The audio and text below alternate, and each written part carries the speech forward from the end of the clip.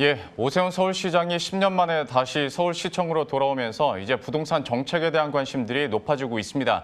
재건축이나 재개발과 관련해서 사업이 탄력을 받을 것이라는 기대고 커지고 있는데요.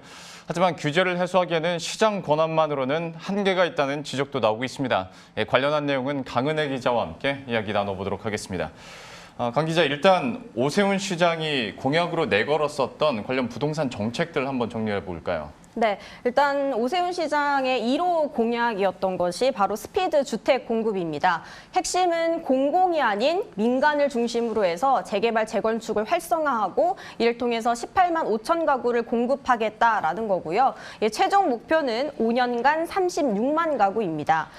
또 재개발, 재건축이 속도를 낼 수 있도록 각종 규제를 완화하겠다고 밝혔는데요. 한강변 35층 규제를 폐지하고 또 용적률을 상향, 또 일반 주거지역 7층 이하 규제도 없애겠다라고 밝혔습니다.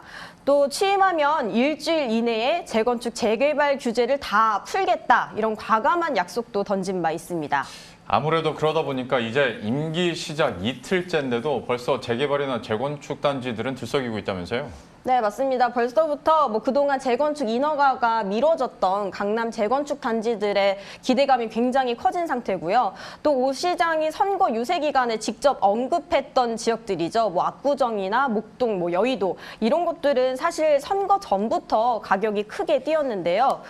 실제 사례를 좀 보여드릴게요. 이 조합 설립 인가를 앞뒀던 압구정의 A 아파트의 경우에는 지난달 5일 이 74평형이 80억에 거래가 됐는데 이게 전거래와 비교하면 5개월 만에 무려 13억 원이 올랐습니다. 압구정의 또 다른 아파트 역시 가장 최근 실거래가가 36억 5천만 원이었는데 현재 호가는 40억까지 나와 있는 상황입니다. 또 강남뿐만 아니라 상계동과 월계동 재건축 단지가 있는 노원구에도 이 기대감이 커지고 있고요.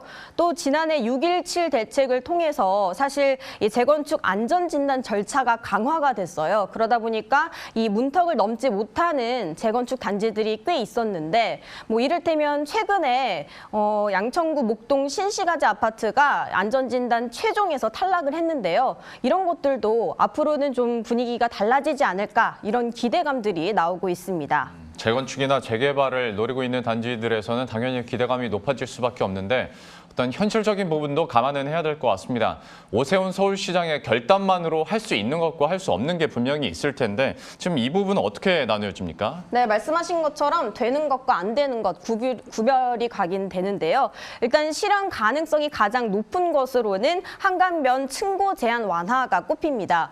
이 규제는 지난 2014년 박원순 전 시장이 서울 도시기본계획에 담았던 내용인데 사실 조례 개정이 필요가 없기 때문에 서울시장 권한으로 가장 빠른 시일 내에 풀리지 않을까 하는 규제로 꼽힙니다.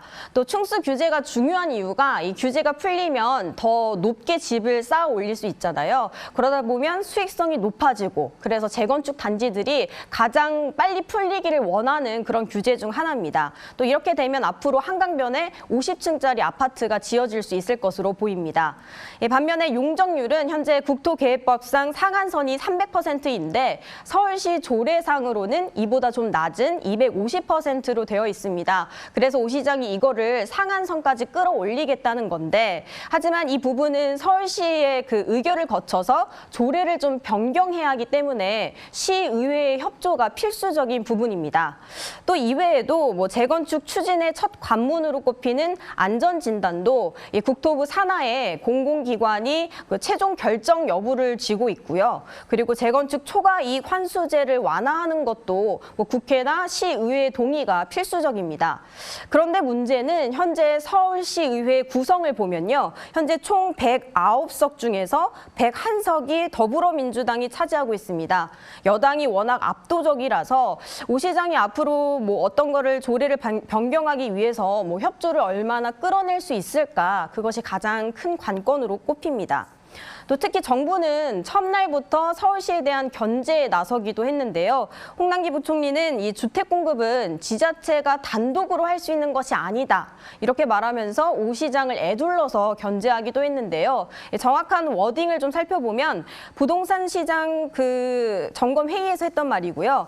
주택 공급은 행정 절차상 지자체 단독으로 할 수 있는 것이 아니라 상호 협력이 필요하다라고 언급을 했습니다. 또 한 가지는 오 시장이 시간적 여유가 별로 없다는 점도 한계점으로 꼽힙니다. 임기가 1년 3개월이잖아요. 그러다 보니까 내년 6월까지 이런 모든 규제들을 완화하기에는 좀 한계가 있을 것이다라는 지적이 나오고 있습니다. 예. 어떤 집값 측면에서도 한번 살펴보도록 할 텐데 재보궐선거 이전에 이제서야 좀 집 가격이 안정세를 찾고 있다라는 소식들이 이따금씩 들려왔거든요. 그런데 이렇게 서울시장이 바뀌고 부동산 정책에 좀 속도를 내다 보면 다시 한번 좀 부동산 시장이 자극받는 거 아니냐라는 우려도 있습니다. 여기에 대해서는 좀 어떻게 전망됩니까? 네, 앞서 말씀드렸던 것처럼 재건축 기대감이 있는 지역들은 집값이 조금 오르고 있거든요. 최근 한국부동산원에 따르면 4월 첫째 주 이 서울의 주간 아파트 매매값이 0.05% 올라서 조금씩 상승률을 기록하고 있는데요. 서울 아파트 값은 사실 이사 대책 이후에 꾸준히 그 상승폭을 줄여가면서 진정되는 기미를 보이고 있었습니다. 하지만 이 재건축 이슈가 있는 지역들은 꾸준히 강세를 보이고 있는데요. 송파구가 이번 주에 0.10% 올라서 가장 아파트값 상승률이 높았습니다. 이어서 보시는 것처럼 강남구, 서초구, 또 노원구, 양천구도 높은 상승률을 기록한 것으로 나타났습니다. 다만 전반적으로 거래가 급격하게 늘어나거나 또 전국적으로 그 집값이 오르는 그런 분위기는 일어나지 않을 것으로 보이는데요. 전문가의 설명 직접 들어보시죠. 여전히 금융권의 대출 규제라던가 세금 이슈들, 그다음에 금리 인상에 따른 구매력 감소 이런 부분들이 수요자들을 좀 억누르고 있는 부분들이 있어서 추가적으로 주택 구매력을 가진 수요가 그렇게 많지는 못할 걸로 보여집니다. 오 시장이 10년 만에 다시 서울시 수장으로 돌아온 만큼 이 시정 방향에도 큰 변화가 예고되고 있습니다. 특히 박원순 전 시장이 만들었던 서울민주주의위원회, 또 청년청, 도시재생실 같은 경우에는 조직이 축소가 되거나 폐지될 가능성이 있고요. 아무래도 오 시장이 박원순 전 시장의 흔적 지우기에 나설 것이다. 이런 추측들이 나오고 있습니다. 앞으로 오 시장의 과제는 아무래도 시의회, 또 25개의 자치구, 또 국토부 이런 모든 협조기관들과의 긴밀한 협력을 이끌어내는 것이 가장 중요할 것으로 보이고요. 또 반대로 정부 역시 앞서 이사 대책에서 제시했던 서울 도심에 32만 가구를 공급하겠다 이런 대책들을 차질 없이 추진하기 위해서는 서울시의 협조가 필수적입니다. 그렇기 때문에 정부와 서울시가 앞으로 이런 부분을 어떻게 풀어갈지 주목할 부분입니다. 예, 지금까지 강은혜 기자와 함께했습니다. 잘 들었습니다.